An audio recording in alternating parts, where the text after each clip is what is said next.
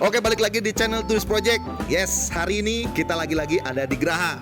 Nah, kenapa saya ke Geraha? Nanti kita jelasin kenapa saya ada di Geraha nih. Jadi jangan skip videonya, tetap tonton terus sampai akhir. Mungkin ya di thumbnail sama di judul udah ketahuan juga. Cuman untuk selengkapnya saksiin terus di channel Twist Project.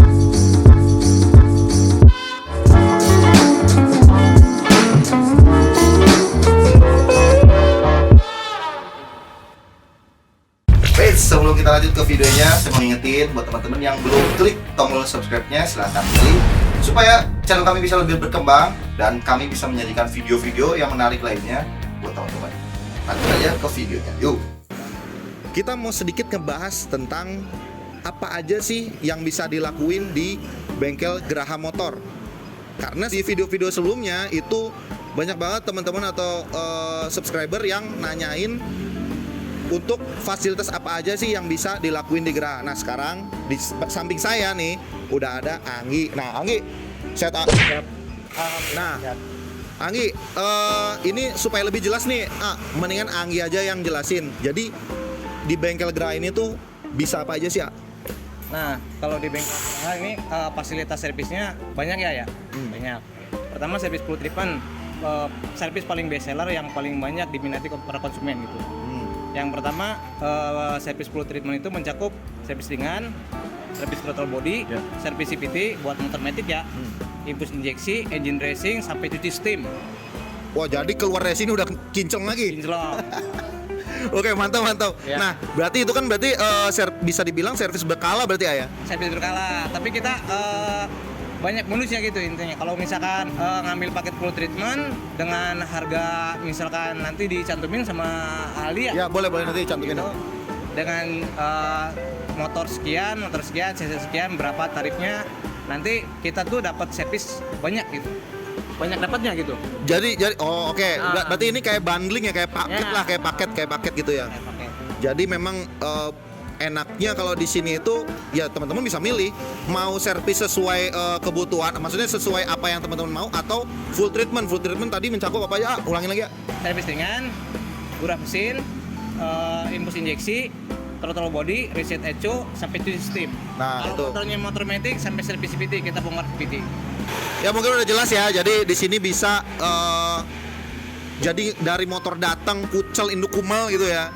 Mau luarnya kotor, dalamnya kotor, pulang itu dalamnya bersih, luarnya bersih. Bahkan engine racing tuh setahu saya bener-bener dia mengkilap sampai rangka-rangka ya. Gila, sampai rangka-rangka. Nah, itu Itu cairannya pakai cairan anti karat pakai cairan anti karat ya buat ngelindungin karat juga ya. Ya.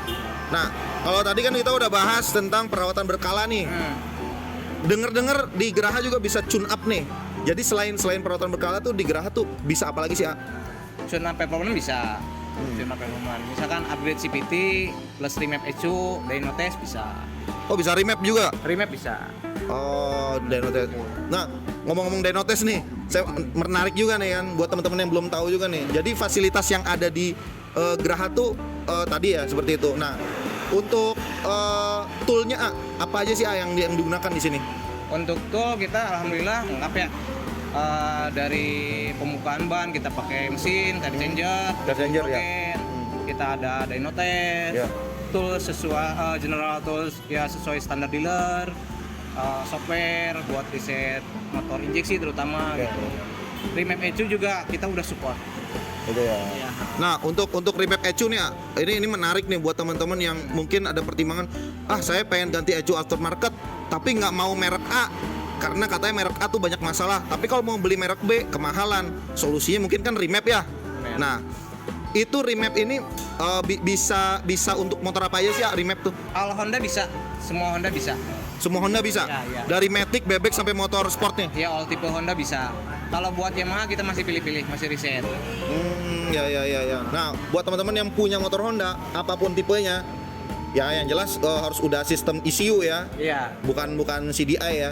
Nah, itu bisa langsung bawa aja ke Geraha. Nanti untuk harga dan detailnya atau informasi lengkapnya bisa langsung kontak atau DM aja ya, DM Instagram Geraha bisa ya, atau chat adminnya Geraha, nanti kita sertakan nomornya. Oke, ini kita pindah sedikit, agak geser karena lagi ada yang mau di treatment juga. Nah, sedikit aja nggak ngebahas ini R25 mau diapain, Kalau R25 ini kan konsumennya, customernya ambil service flow treatment ya, paket flow treatment. Ini tinggal proses injektor cleaner. Injektor cleaner itu tuh jadi diinjeksi pembersihan injektor tanpa dibongkar-bongkar gitu. Gitu. Iya, pakai alat infus. Termasuk gurah itu ya? Guras sudah. Oh, gurah udah dilakukan. Oh. Nah, oke, A. Tadi nih, A, katanya di sini bisa remap semua tipe motor Honda. Nah, kebetulan nih saya kan udah ganti motor nih, tadinya Aerox jadi Beat nih. Yeah. Jadi Aerox berbetnya udah dijual nih. Nah, udah ganti Beat. Nah, juga saya tertarik untuk nge-remap si Beat FI 2021. Berarti ini bisa juga ya? Bisa. Oke, jadi ini langsung aja mau kita eksekusi, tapi sebelumnya mau sedikit agak ngebahas lebih dalam masalah remap ini. Nah, remap itu kan teknisnya sama dengan ECU aftermarket nih, cuma bedanya ini langsung di ECU standarnya ya, berarti di remap. Apa aja yang dirubah di ECU standarnya untuk remap ini? Kalau buat remap ECU kan untuk dirubah yang pasti fuel bahan bakar, teknik pengapian, sama limiter RPM. Nanti bonus yang didapat nanti sekalian dyno test. Oh, jadi kalau remap udah free dyno test. Free dyno test. Ya. Free dyno test. Free dyno test. Berarti bisa di dyno sebelum di remap dan sesudah di remap supaya tahu perbedaannya gitu, ah? Bisa. Bisa gitu. Oke. Untuk harganya kita cantumin aja atau bisa disebut di sini untuk harga Beat, contoh aja Beat FI ini dengan kondisi mesin standar ini dapat harga berapa? Kalau Beat mesin standar itu harga normalnya 450.000 free dyno test. 450.000 free dyno test. Jadi itu udah ya teman-teman datang ke sini duduk manis, nanti datanya ketahuan sebelum dan sesudahnya gitu ya. Kalau setting CVT ya beda lagi ya itu ya. Setting CVT beda lagi. Tapi dianjurkannya memang remap sama setting CVT atau boleh remap aja? Remap aja boleh. Bagusnya sekalian setting CVT, sekalian upgrade CVT gitu. Oke, karena di sini udah mulai agak berisik ya, karena ini lagi penanganan motor. Ya langsung aja kita pindah ke ruangan remap dan dyno testnya. Yuk.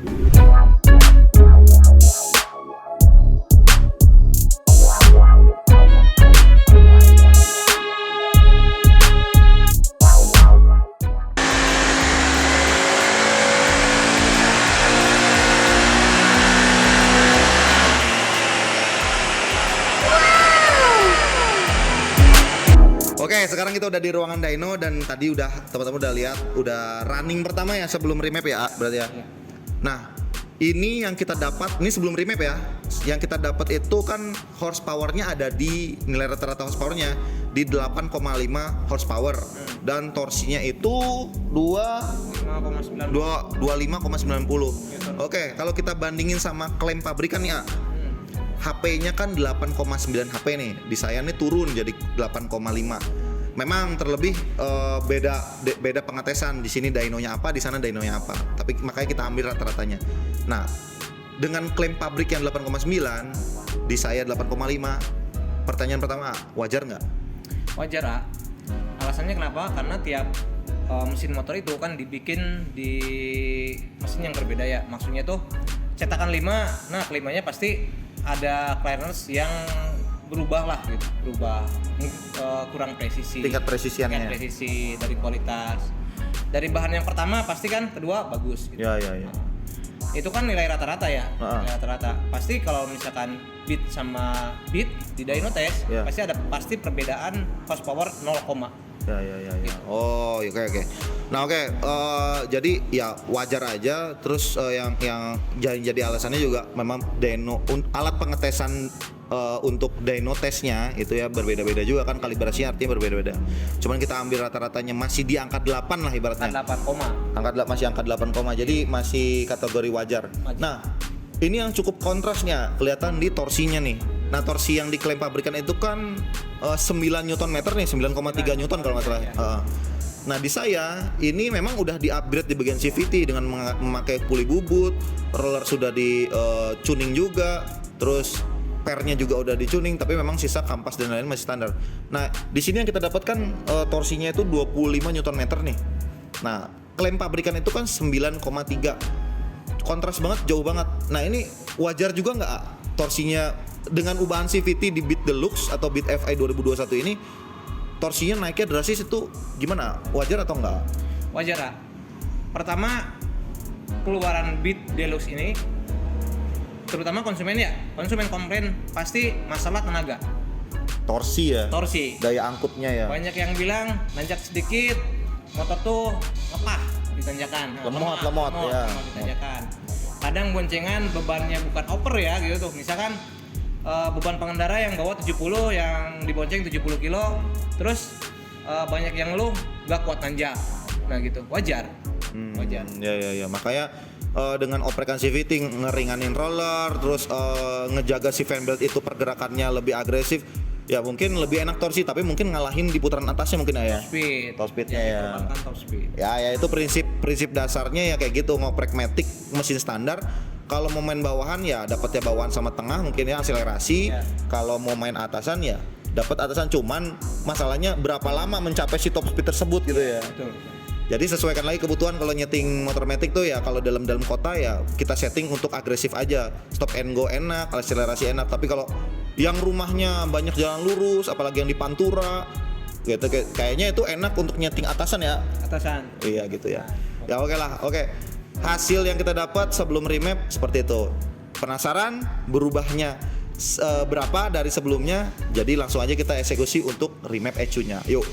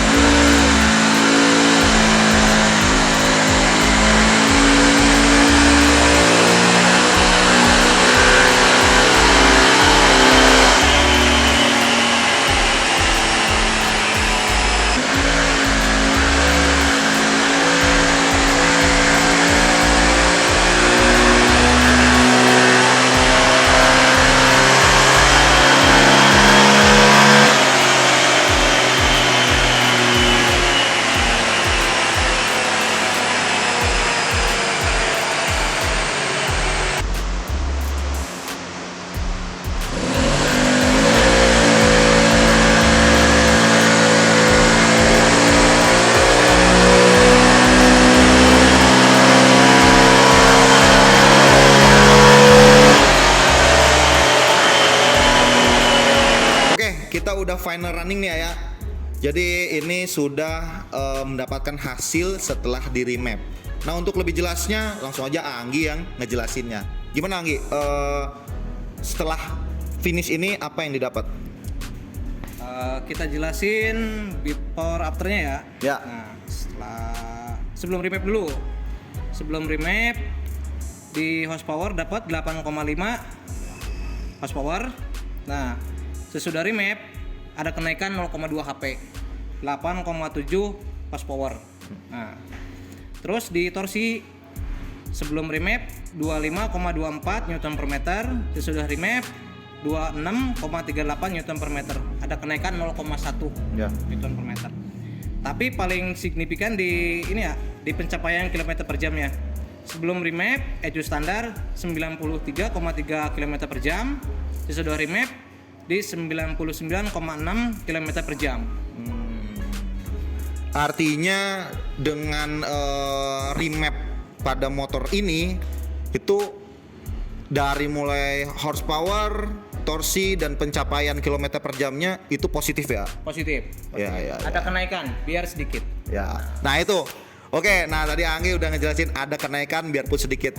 Ini saya sedikit mengulas nih karena banyak banget teman-teman yang maksudnya kayak berharap lebih dengan motornya gitu. Nah, oke. Boleh berharap lebih tapi bahasa kasarnya tuh yang introspeksi dulu lah. Maksudnya sadar diri dulu gitu.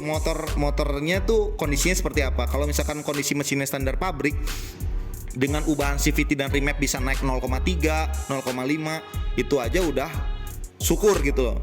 Nah, ditambah lagi sebenarnya di awal tadi saya ngejelasin kalau metode pengetesan di pabrik dan di kita, maksudnya pada umumnya itu memang berbeda. Kalau di pabrik itu pengetesannya on crank, jadi dia langsung dari krek as, bukan dari roda. Jadi pasti HP-nya gede-gede. Saya ambil contoh kalau Beat ini tadi tuh 8,9 HP ya. Nah, klaimnya 8,9 HP itu on crank. Dia tidak tereduksi CVT, tidak tereduksi putaran ban, bobot ban dan lain-lain. Jadi langsung dari engine. Nah, kita ngetes dengan putaran roda ya.